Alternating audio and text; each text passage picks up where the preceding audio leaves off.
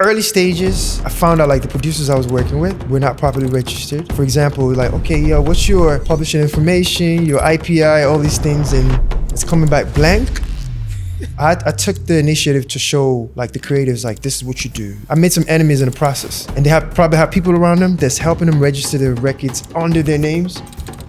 That was like the first thing I experienced, you know. It was strange to me. WurlD isn't just a singer, he's a sonic architect. He's the genre-bending sound you didn't see coming, fusing soul, Afrobeats, and electronic vibes into music that hits both heart and head. Don't sound like another Davido. Don't sound like a Chris Brown. Don't sound like Wizkid. Don't sound like Rema. Don't sound like Thames. Everyone that I just mentioned have something that people love. If I listen to a Thames album all day, I don't want to listen to a new artist that sounds just like her.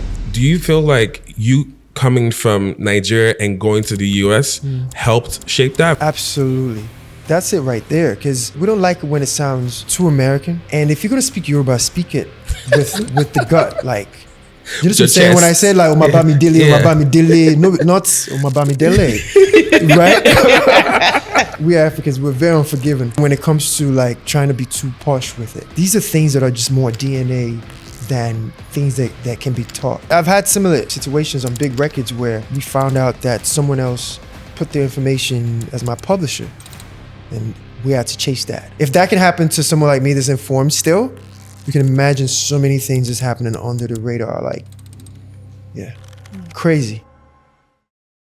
Quick one, before we jump into the Afropolitan podcast, I have a problem. So my issue is that 72% of you are not subscribed to the Afropolitan podcast. So I need you to click the subscribe button so you can join the Afropolitan family. Now we can jump back to it. WurlD, you have built an amazing career, blending genres, pushing the boundaries. You started in Lagos, took it to the US. And I'm curious, when did you know I'm on the right path? Oh, wow. Okay. Yeah, we're going there. First, I started in the US. Right. And because I moved to study abroad, like Atlanta, to be specific. That was where I did my college and my master's as well, computer science. And during that whole process, music was like a calling. Like I couldn't really share that with my parents, right? I had to kind of like sneak do it, right? Go to talent shows. And I started like going to different studios, trying to get in. People wanted songwriters more than actual African artists at the time. So songwriting became a thing, and I started like sneaking into different studios and learning how to write music better and practicing and just meeting different people. Sometimes R&B sessions, hip hop sessions, country music sessions, pop sessions, any sessions, like, let's go, right? I think that's built me to become who I am today. And when people hear the diversity in the sound, that's really what it is. And it's still so much more to do. I'm flattered by the amazing career. Like, I feel like there's still so much more that I have to offer. But I want to go deeper into connecting with your parents and music. Were you scared to tell them, like, I'm going all the way in? Because I know Nigerian parents, like, music, what? Listen, do you understand? Like, so I was an international student at Georgia State University. Changing Naira to dollar, and you really want to say like music is really what you want to do. Like I could not, share that, but it was in my heart. Like I would spend most of my daytime, in college, doing school stuff. Nighttime, I'm like in talent shows, like at studios and stuff. So like I had like this split time between my studies. It almost affected my like school grades and stuff, but I got through it. It wasn't easy because I saw an opportunity, like, you know what, this is really what I wanted to do. And I was doing computer science at the time, so like it was really heavy. Yeah. And you talked about being a songwriter, and you've worked with many different artists, including Akon and B.o.B. When did you decided I want to step into the world as WurlD, right? I want to step into the spotlight. When did you make that decision? It was a process. I started doing songwriting, and part of songwriting is you're referencing, you're actually creating a whole record.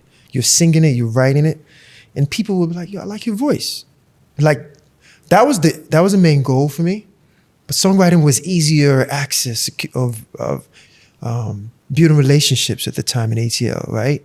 And a lot of like, I'll go to meetings trying to shop records, and like people come to me like, yo, your voice is actually dope. Have you ever thought about doing this? Right? Then I started having label meetings based on records that I referenced, and slowly I just let it happen, if that makes sense. I was getting the motivation from just the feedbacks, like, yo, your tone is dope, you know? Like, I like you better on this record. I like your version better. Do you know what I'm saying? And that was like, I just let it happen naturally. And I really can't pinpoint the day I started, but it just came from different meetings and people wanted to sign me as an artist, not a songwriter, if that makes sense. And I was like, you know what? Maybe it's time. Yeah. And what was that transition? Because they say there's no overnight success. So how long did it take from the point of I'm going to talent shows, I'm auditioning, then you transition to a songwriter to finally WurlD coming out?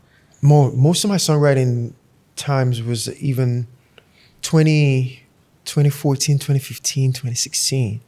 And I think like slowly I think 2015, I did an EP, and that was okay.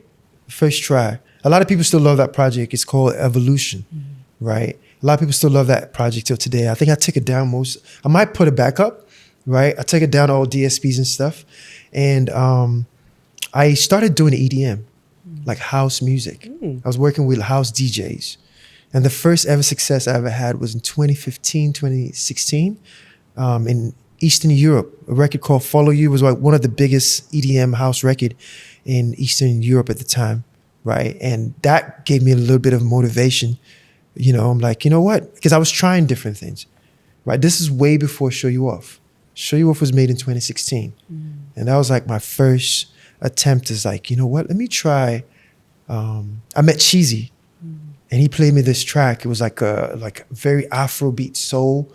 And I was like, if I ever were to do like an Afrobeat record, this would be like what it would feel like. And just slowing it down, making it very lyrical and intentional with the conversation.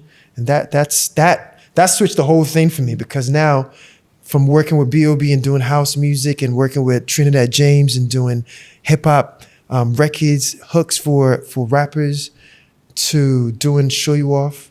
But that connected me back home to Africa, to Nigeria, to South Africa, to like Kenya.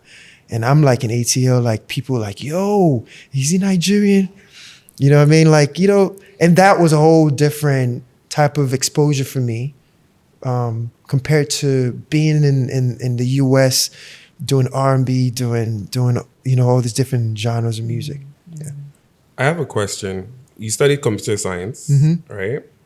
Are there any parallels between writing code and writing a song? That I'm just curious about that, like the process of writing code, which is some software engineers write code. Yes. I don't know if you ever wrote some code. Yeah. Okay. But then are there any parallels between, it just popped into my head, are there any parallels between writing code and writing a song, especially for references? I never thought about it that way. I think it's in the detail and the perfection of it, right? Because when you're writing codes, like every little detail matters. Every little detail is going to give you an error, right? And I think maybe just from the train of thought, right? Like me going into songwriting a lot and writing my own music and writing music for other people, I'm very intentional about like every detail. That makes sense. Yeah, no, it does. It's almost like it's not just writing a song for right now. I'm thinking of how people perceive this conversation, how it's affecting people's minds, and how people will, it's so much that I'm putting into it without even thinking about it, if that makes sense. Yeah. We were watching the NPR Tiny Desk the other day. Neo was performing. And I remember I know the Neo songs, and then next thing you know, he's singing Let Me Love You by Mario. I'm like, bro, that's not your song. But then it clicked to me, but he might have wrote the song. That. He did write that. Yeah. And I guess my question is the business of writing songs. Like, could you help break down, like, as a songwriter, publisher, artist, how does that flow? There's so much to it that I don't think we could cover everything. Yeah. But like, there is so many. So I think songwriting is like a huge thing outside Africa, even more outside Africa, right?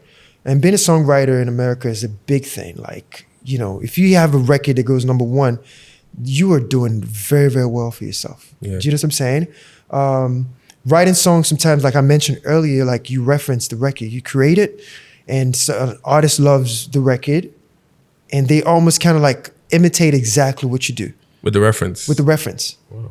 Some of the most amazing artists will take what you do and make it theirs and add their own thing to it, to where like a listener will not even think of a songwriter because this artist has delivered this record so well that it doesn't matter where it comes from.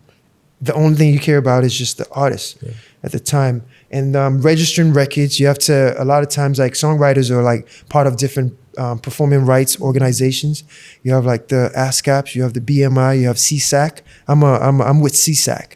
And you register your record, make sure there's a BDS system for radio that's monitoring records, that's paying all the, you know, everyone is mechanical royalties, there's performing royalties. There's so many, I don't think like that's gonna be like a whole publishing podcast conversation. Does it make sense? Yeah, no, it does. But for, as a creative, the most important thing, you wanna make sure that you are part of that whole documentation of that record. Your publishing points are correct and agreed, you know, mutually with the songwriters, the producers, the artists, and you register your records. Make sure you have an administrator to help you collect if you don't have a publisher. So there's so many different things. I think more importantly, it's about creating a record and making sure that all your business is taken care of and you're properly registered so that like you're not chasing, you know, success of something that you're not properly registered for. Yeah. When you transitioned from the US to maybe coming back to Nigeria, you're already used to the business of how folks do things in a much more structured way. In the music business, maybe it's not perfect, but like you said, you're already registered with CSAC. Yeah. What were some of the things you ran into that you're like, like obviously it's different here, it might be vibes here, but that you're training, and because you've come from a much more structured way, you're now doing business and saying, hey, I'm not going to proceed unless it's done this, and this. Yeah. What were some of the things you ran into? Early stages, I had to make sure, like, I found out like the producers I was working with were not properly registered. Or like, for example, like, okay, yo, what's your publishing information, your IPI, all these things, and it's coming back blank. And for me, I took the initiative to show like the creatives, like, this is what you do. I made some enemies in the process, right? Because you're telling the producer what to do and how to register and how to have an account and IPI and all that. And they probably have people around them that's helping them register their records under their names, right? And like I felt a lot of the like a weird energy from that process. But it was actually amazing for me to actually show a lot of like creatives, like, this is what you do, this is how you do this, help them, you know. That was like the first thing I experienced, you know. It was strange to me, but I realized that there was a world in Africa where people were learning how to protect themselves. I think things have changed a lot now. This is like 2015, 2016, right? And you know, that was something that was a good thing for me to do. Like, yo, this is what you do, this is what you do. And find out some amazing producers that have done so many great records are just now chasing their, you know, their information to be added on records that are so huge, you know. But that money has been collected somewhere, though. Absolutely. Absolutely. So it's just not been either paid out to them or maybe it's sitting in someone. It's paid to somebody. I've had similar situations on big records where we found out that someone else put their information as my publisher, and we had to chase that. Literally, I was chasing that last year. Do you know what I'm saying? Yeah. Like, even as informed as I am, it's almost kind of like going through your data stuff, and I just see this, like, why is this here? And I realized for like 3-4 years, it's been going here. Yeah, crazy. And just to, if that can happen to someone like me that's informed still, you can imagine so many things that's happening under the radar. Like, you know, it's not the most transparent system, but you just have to do your best to just have good people around you and good administrators or publishers helping you make sure that, like, you're not losing money, you know. And you do an amazing job of mixing soul, electronic, R&B, Afrobeats, and you even mentioned I'm making music for the world. So I'm curious, what is your process to blend all the music? How do you even know, like, oh, that sound will go good with that sound? How do you do that? I think it's information first, really. I was born and raised in Lagos, Nigeria, but most of my adult life was in the US, right? So for me, I felt like that was a blessing for me by default. Not creating music and if I spent most of my life in the US, the blend that I do with my music would have been so much harder because there's a cultural aspect of just growing up, of just being present that you have to experience and knowing how my people move. Like, I know how my Nigerian people move, right?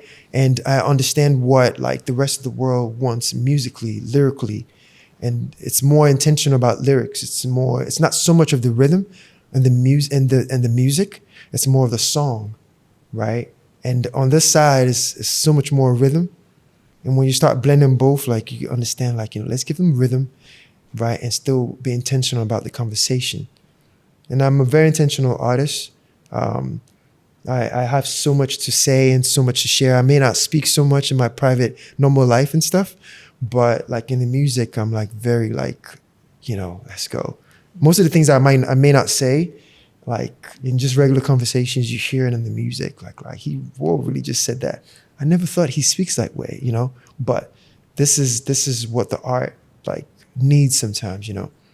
Like that's my form of ultimate form of expression. Yeah. And one of my favorite tracks is a collaboration you did with Sarz. Amazing. I Love Girls with Trobul. And I'm curious, what was that experience working with him?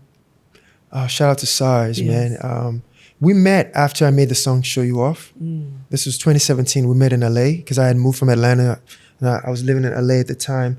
And a mutual friend of ours, Koch, a good friend of mine as well, introduced us. And Sarz came to the studio where I was at the time. And most of the music that I had at the time was mostly alternative, like R&B, like hip hop, house music, right? And I had Show You Off that was buzzing. And I was like, what am I going to do? Am I going to switch to this? But like, I wasn't sure if I was ready to fully like immerse myself into the whole Afrobeats, like to the world conversation. This was just an experiment, right? And when he came to the studio and he said, oh, you know what? I was coming to the studio, I thought of you and I made this track. And he played me a few tracks. He played me a rough draft of Sade instrumental and Trobul. And I heard Trobul at the time. I was like, yo, this is hard. And I was, for me, I was like, okay, maybe let me do another Afrofusion record so my people at home can leave me alone, you know? And that trial, right then, Trobul came. And I remember playing that record all night. I'm like, yo, this is incredible, right? And the morning after, we had a conversation. It's like, yo, let's do a project together. And I heard this amazing producer that had very commercial sound. And I thought, like, what happens when you take that commercial Afrobeat, progressive sound, and you put conversations into it and like my approach. Yeah.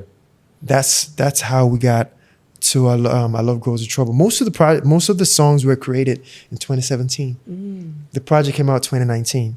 You know, we recorded mainly between LA and Atlanta.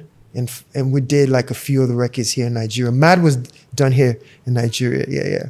I think that was the energy. And when you hear Mad, and I'm like, you know, everything, the energy and everything about that record, I think you can only make something like that like here in Lagos, you know. A lot of times you guys ask for introductions to investors. You want to see our investor deck. You want introductions to other people. So we have finally created The Room on Patreon. And in this room, it's a members only exclusive place where we show you the behind the scenes. You get to connect with other people. We share our playbooks. We do deep dives into specific industries. Everything for an entrepreneur. It is like your total toolkit in real time.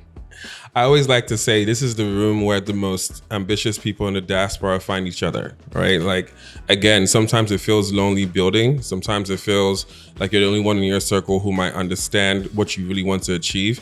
In this room, you will not feel alone. So again, join us on Afropolitan Patreon, right? Patreon.com/Afropolitan podcast. All right, guys, let's pay some bills. Actually, I want you to tell people what you're currently using? Because we always have to get Naira. So what app do you like? So now I use Zobo Money. Zobo Money, you can get the highest rates pretty fast, right? People get your money straight. No, voila, no, the bank has failed or the bank is waiting. And I really like it. And it's not just because they're sponsoring the show. I actually use it, right? So if you're somebody who's in the diaspora, you're looking to send money back home to places like Nigeria, Cameroon, Ghana, etc., you're able to use Zobo Money to send money back home. And because they're such lovely people, they've given us a promo code with Afropolitan for you to be able to use to send money back home. Download it on your Apple and Google app today. What does it look like to sit with a song that you might know is a hit, or even if it doesn't even become a hit, but this is something that's precious, and you sit with it for 2 years? How do you? Some people they have something hot and they're like, let's release. What does it feel like? Because you've said this is not even just for the songs on the track, but even other songs as well. What does that feel like for an artist to just know I'm sitting on a hit, but it has to be a special time to release? It's painful. Patience.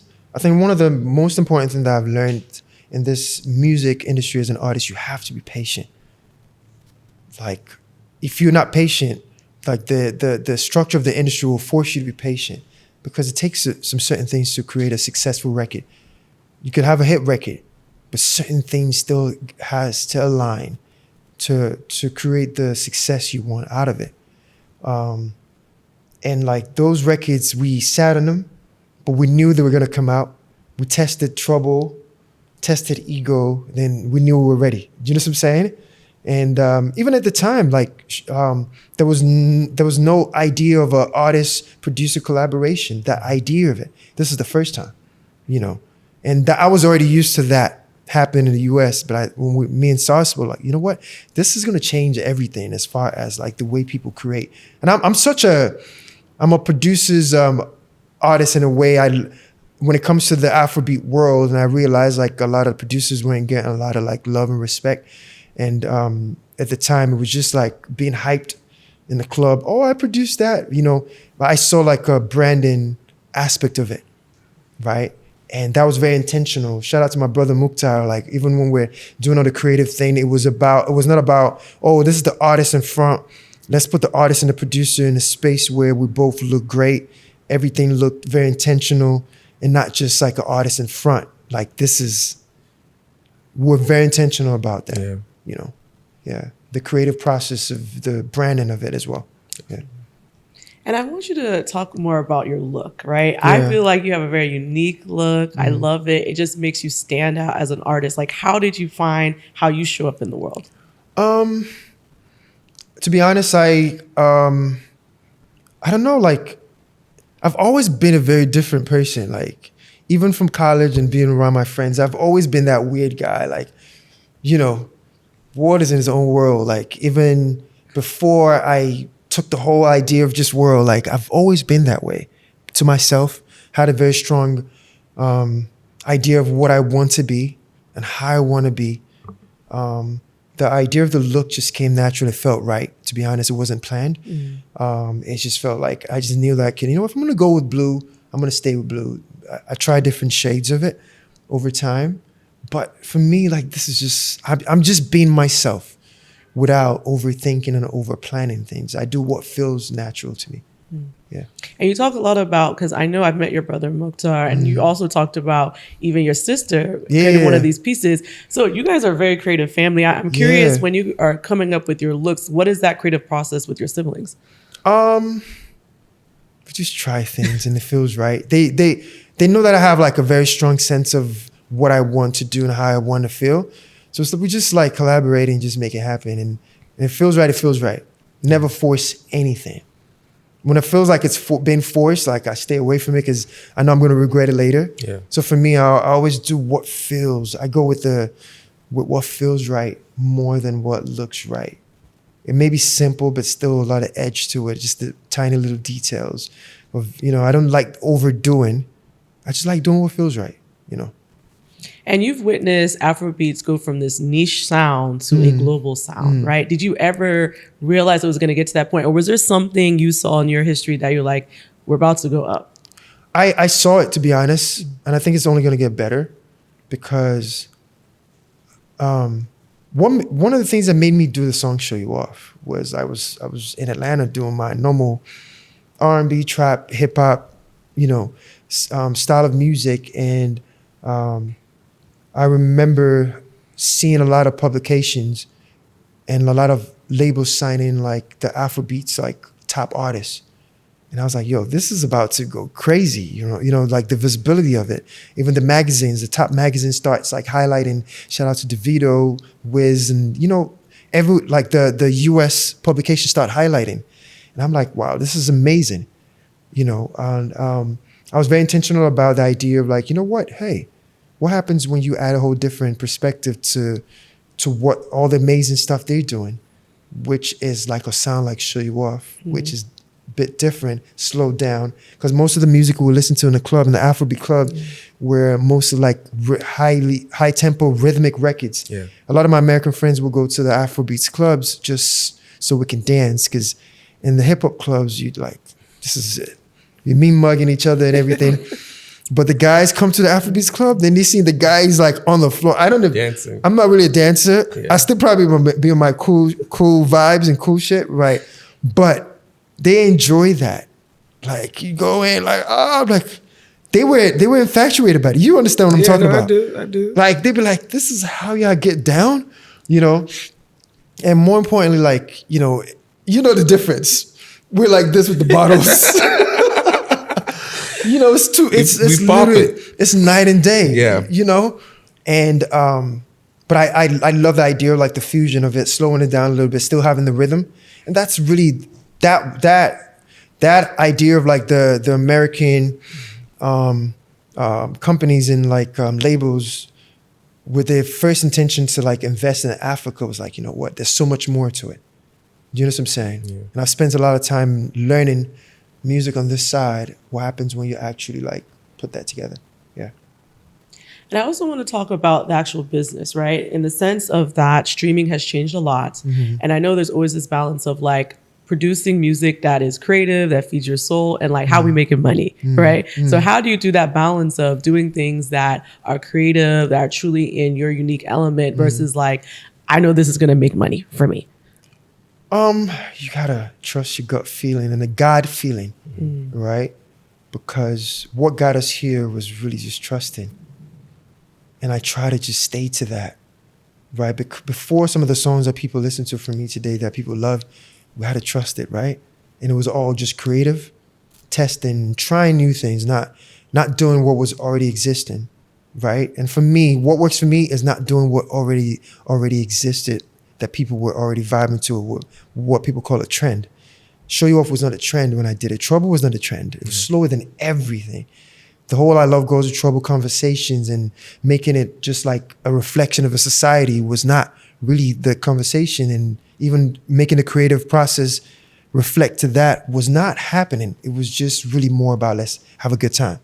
But I felt like there was more to the society than just let's dance.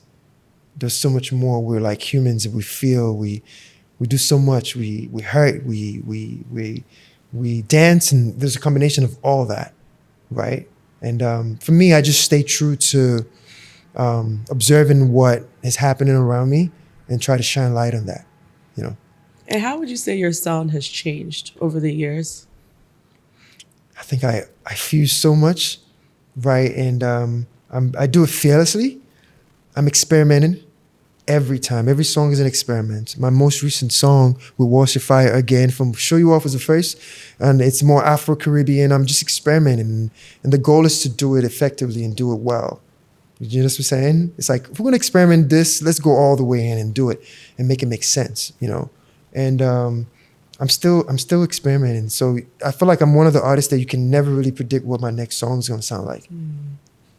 As someone who was doing a lot of the parties at the time, I remember there was this tension between early on Afrobeats artists trying to maybe cross over, and then maybe Nigerian Americans who were born in abroad trying to also come over here, right? And there was always a disconnect between the sounds, right? And I remember just thinking, especially as the parties were going, the person who can find that balance between these sounds is going to go. I think songs that come to mind are basically the whole I Love Girls with Trobul EP. I was like, finally, somebody has gotten it. The next one was Love Rhythm by Rotimi. And the reason why is I've been knowing Rotimi because he was touring with Wiz like 2011, 2012 when we were doing the shows. Shout out to Rotimi. Amazing artist, vocalist, yeah.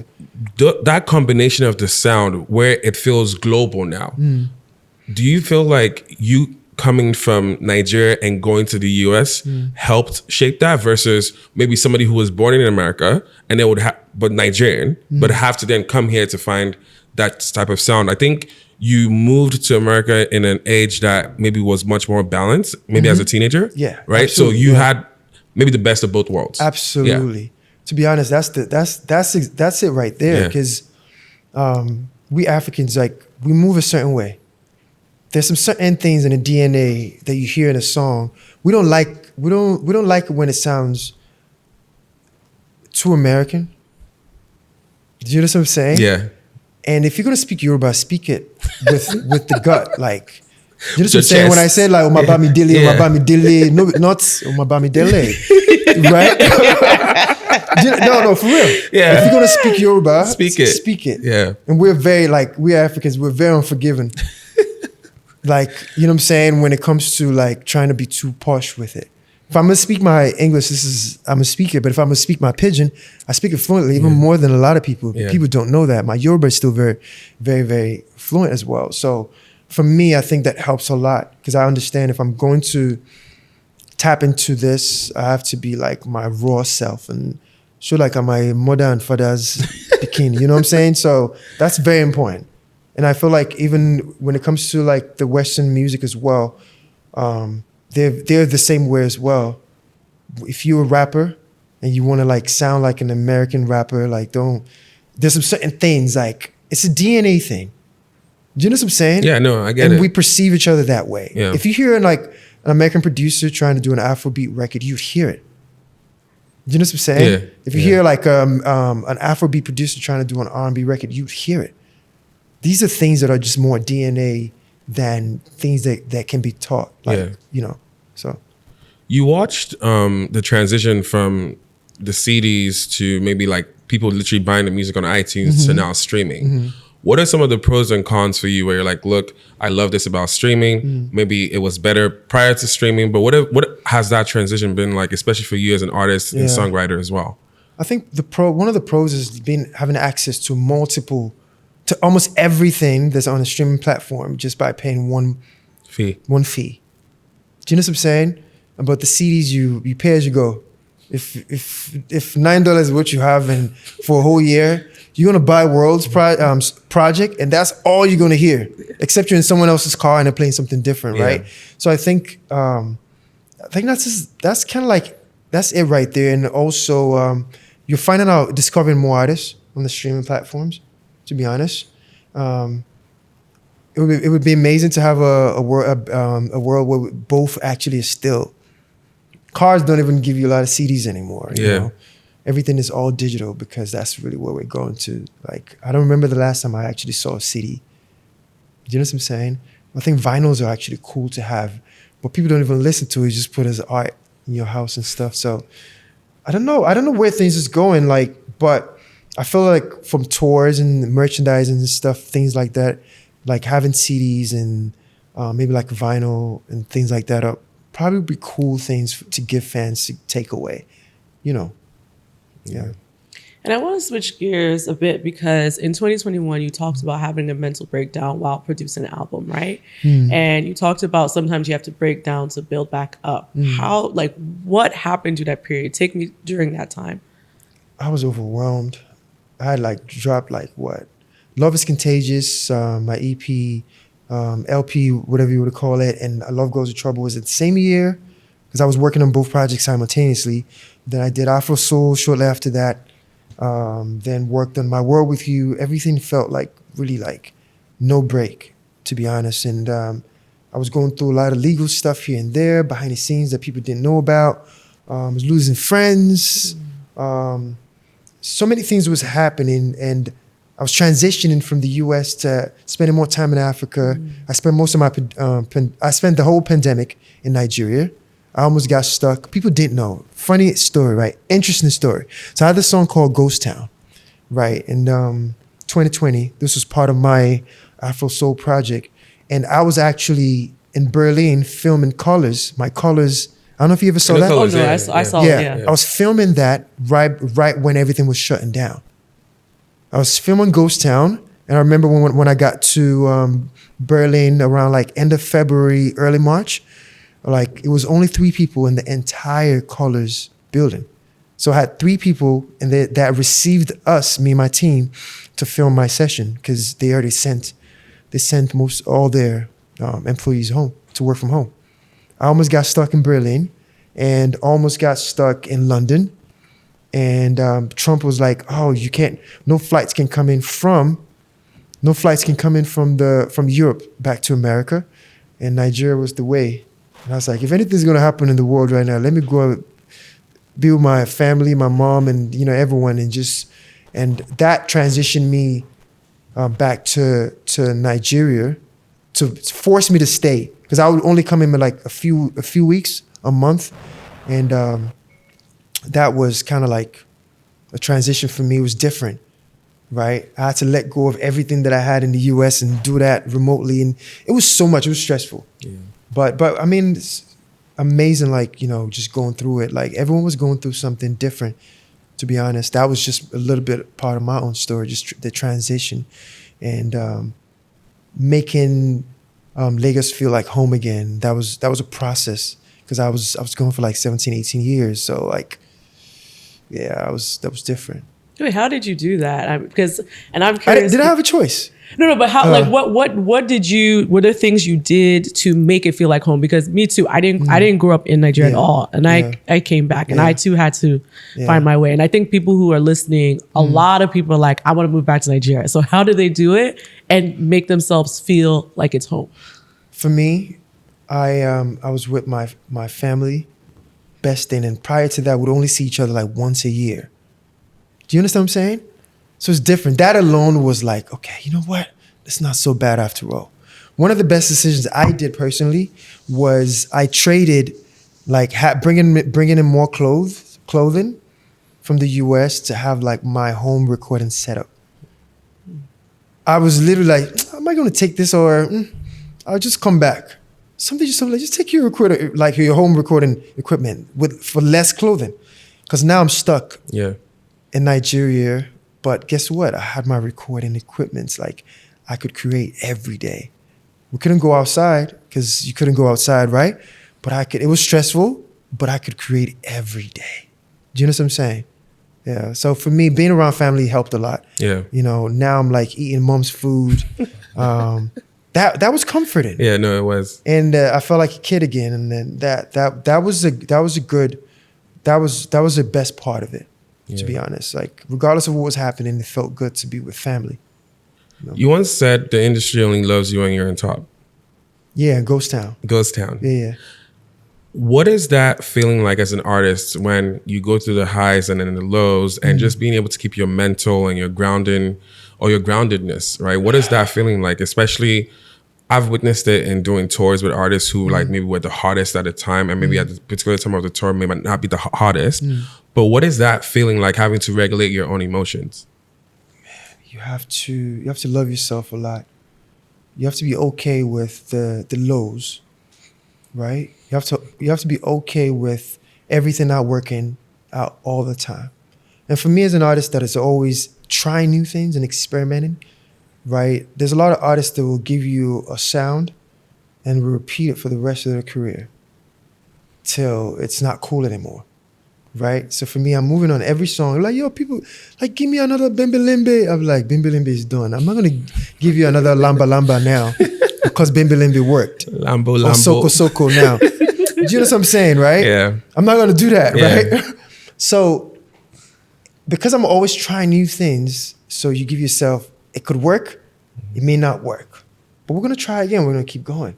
So I've had the ups and downs where I've experimented with sounds that worked and sounds that didn't work. And people are like, yeah, like your last hit was this. Nah, you probably didn't listen.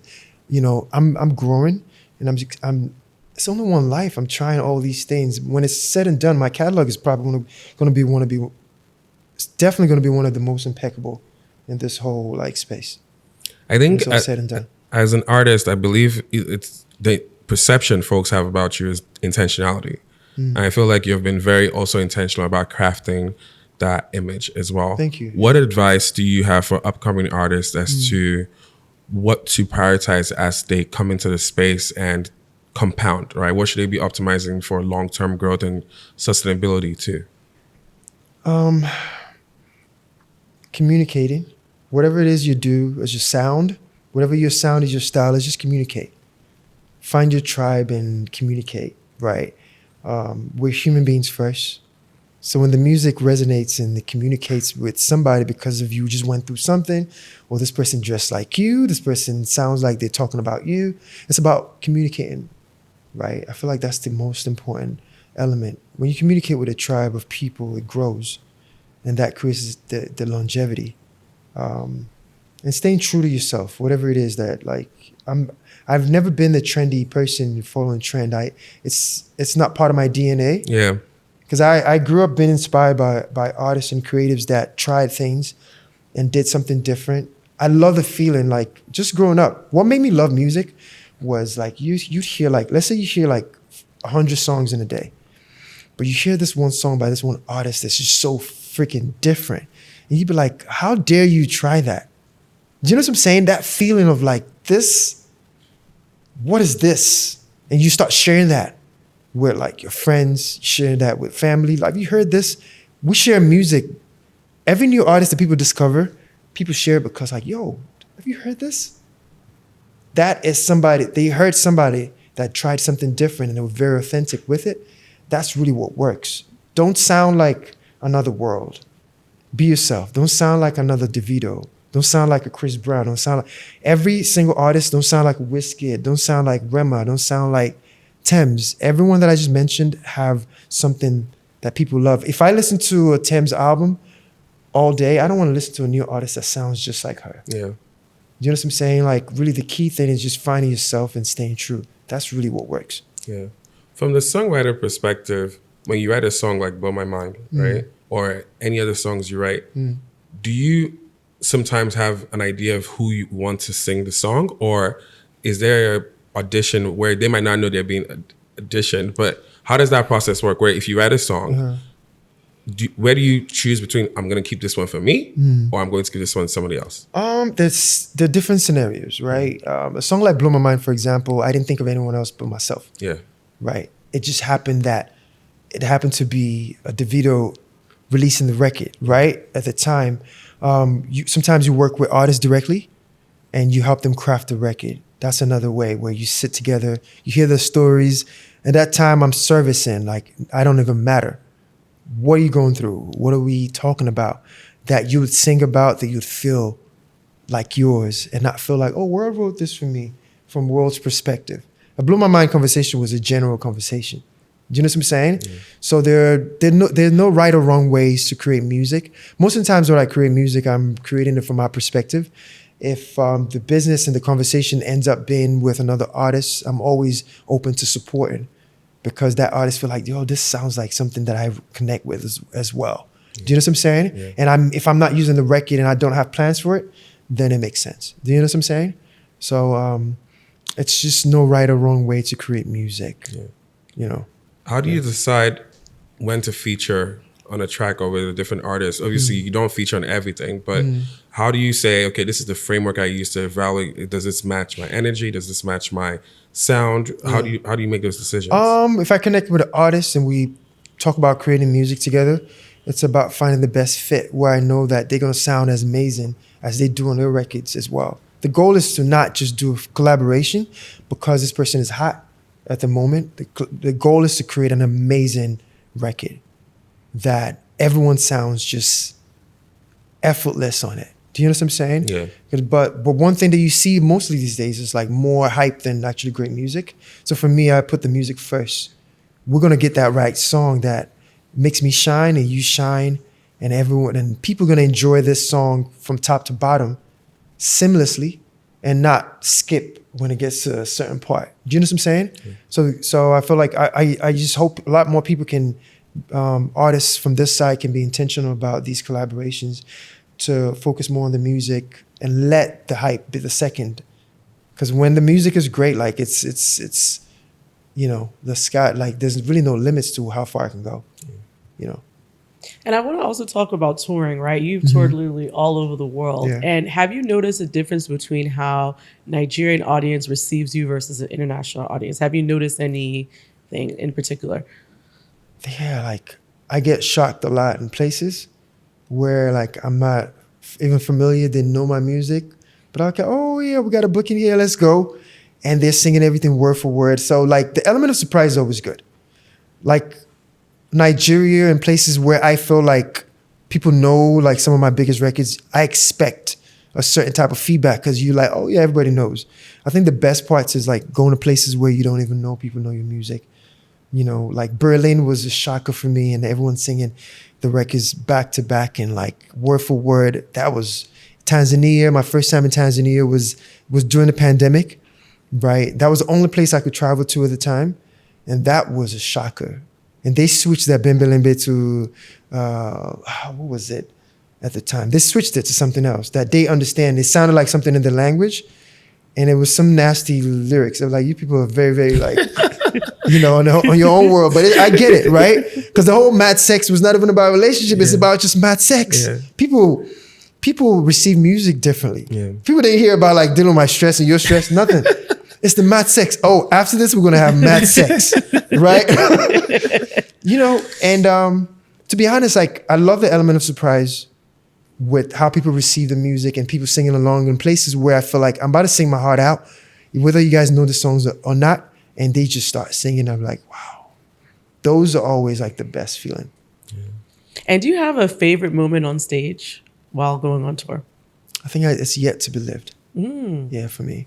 I've not toured as much as I really want to, because some of the biggest tours that we planned happened around the pandemic, and for me, like it's been like just releasing projects after projects. Like I feel like now there's so much more, and I have a new album that I'm working on right now. I feel like I'm definitely gonna spend like maybe like a year or two just touring at some point, releasing music, but just catching up with some of these records that people have not seen me perform live. Yeah. And with this new album, are we going to get any surprises? Like something that nobody would expect?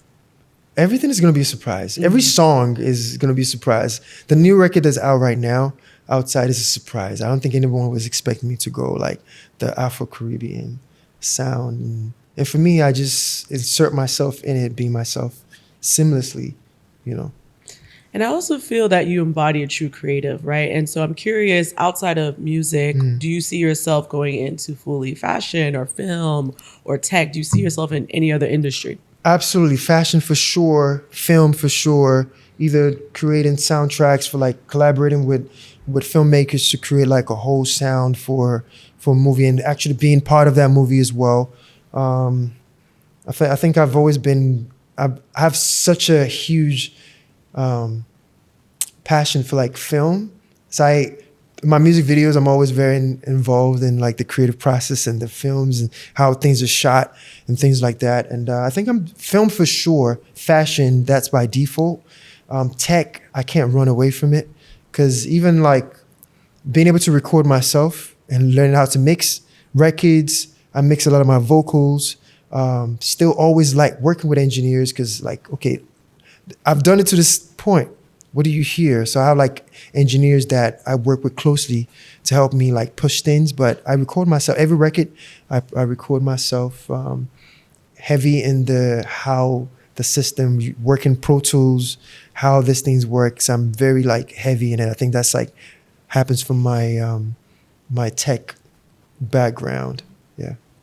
The newest tech is artificial intelligence, right? What are your thoughts around it, especially how it relates to music and just creatives in general? Yeah, it's about to make us very lazy. Really? Yeah.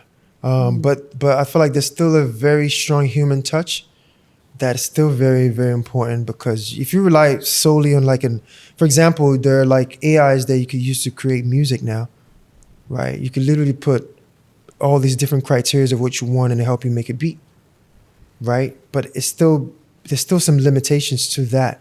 But if you understand how to create music and produce and stuff, you could take that to help you with ideas and evolve it and not just rely solely on that.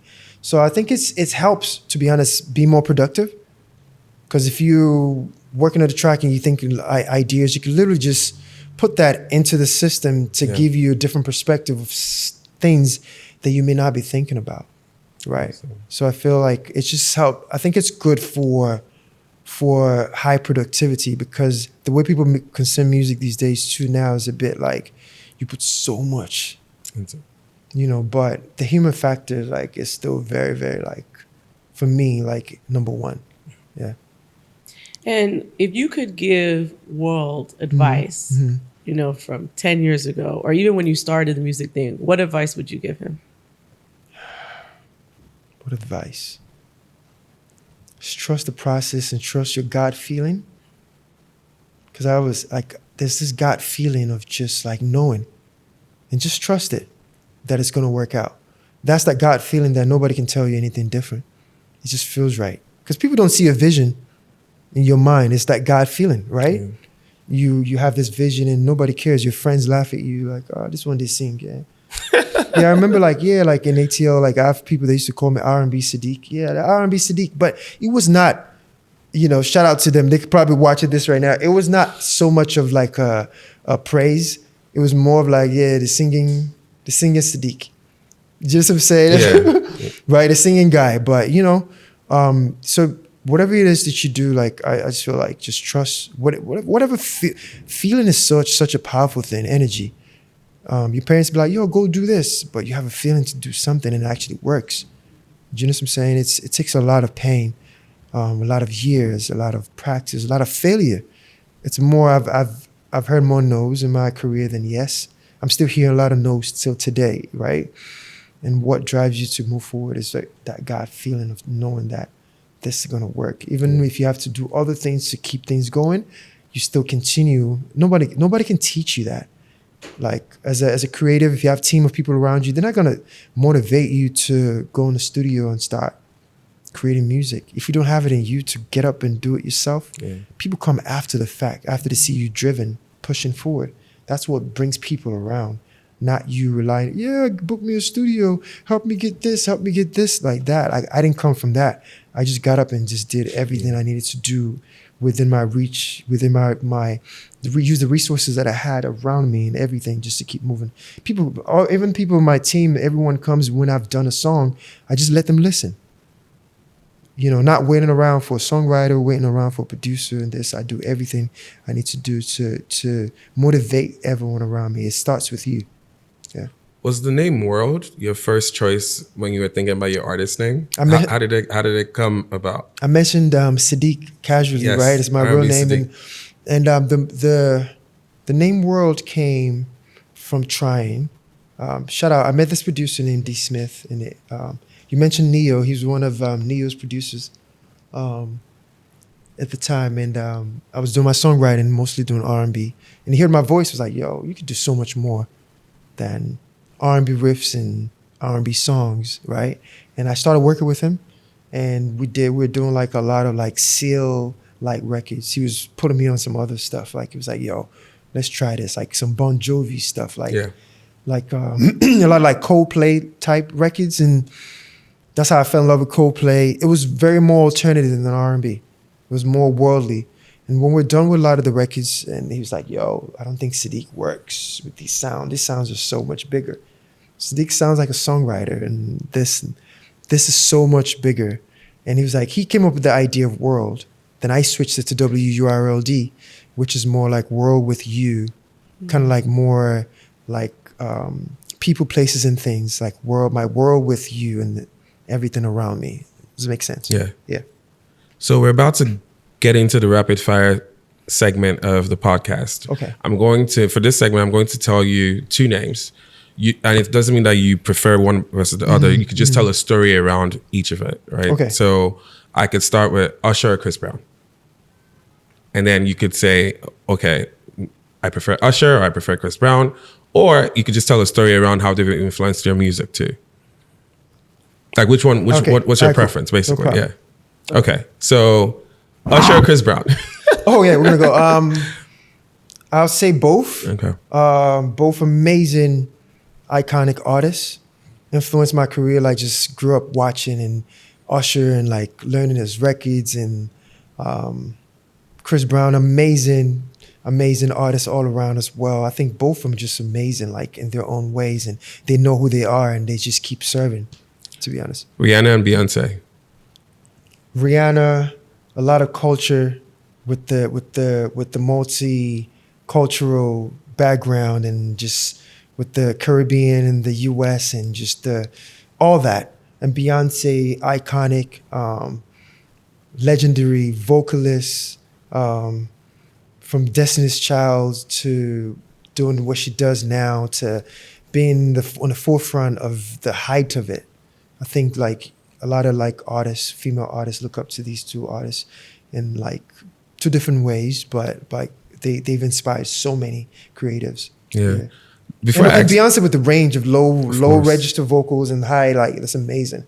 Before I ask you this question, I was going to say Westlife and NSYNC, but I've also come to notice that a lot of American Nigerians don't know Westlife. Yeah, I fall into that category. Okay, so you don't know Westlife at all? Not too much. Just records I don't know here and either. there. No, that's what I said. No. I thought, but the rest of us, you know Westlife right here, right?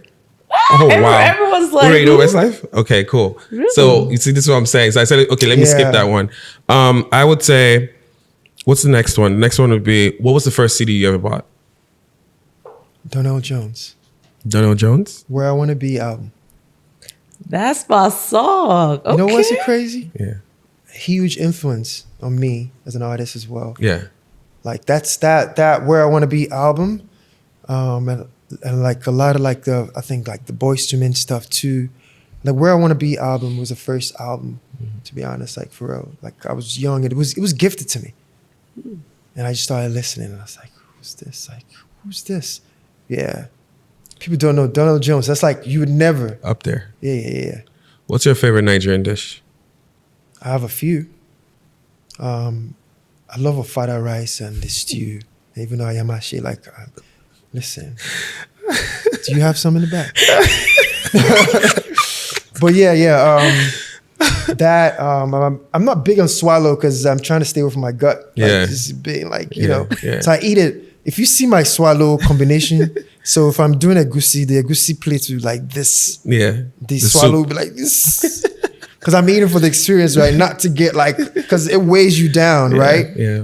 This used to like my soup proportion to swallow is like, you'd be like, guy, I can eat this in one. Some people will eat it in one go. Do you know what I'm saying? So, egusi, of course, eforiru. I'm an Abeokuta boy, so all those like will do for me any day. Like, yeah. Who's your favorite producer to work with? I have a few.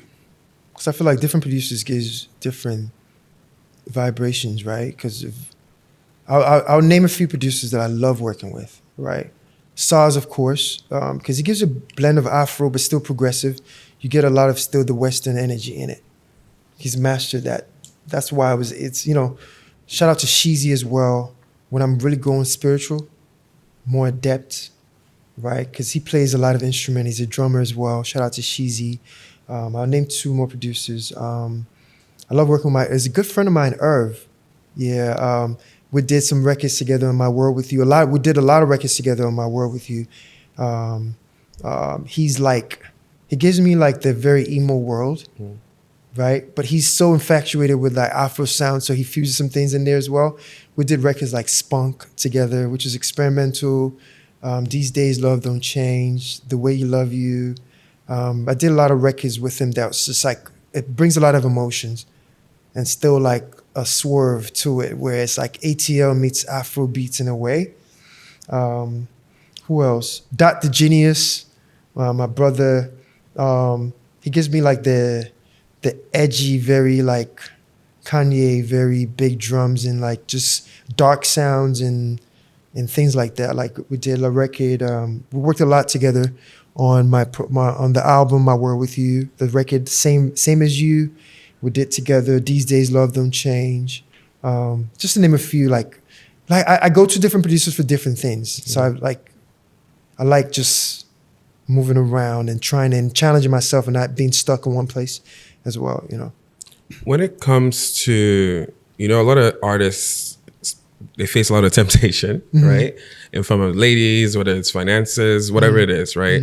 What is the framework you've developed to help you, deal with that part of that comes with fame, especially with the women coming into your life? How do you navigate that space? Especially, I'm hoping like you plan on getting married one day, hopefully. Absolutely. Yeah. So how do you think through that? Why you sound like one of my aunties in the back? Put that question there. They said it's key.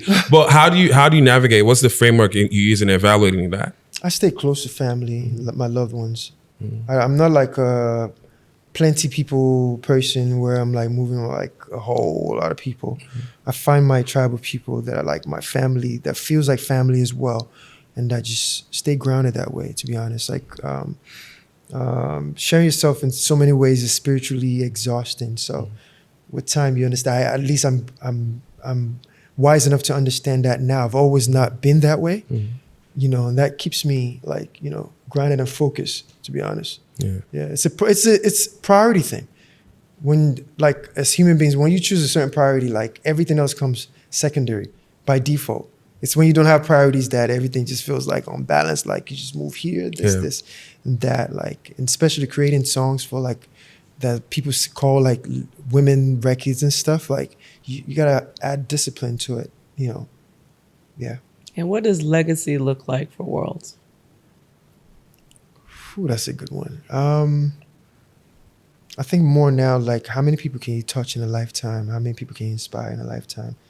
Really, that number, God knows. Like I just pray and hope that He gives me enough time to do more for people around me and touch more lives, like with my art and what I do in general. If it makes sense. It does. Yeah. And the last question we ask every single guest is, who do you want to see on the Afropolitan podcast? Like whose story? You're like, I want to hear their story. Someone I know. Someone you know. It doesn't have to be someone you know. Sarz. He's very private. Maybe you could tell more on here.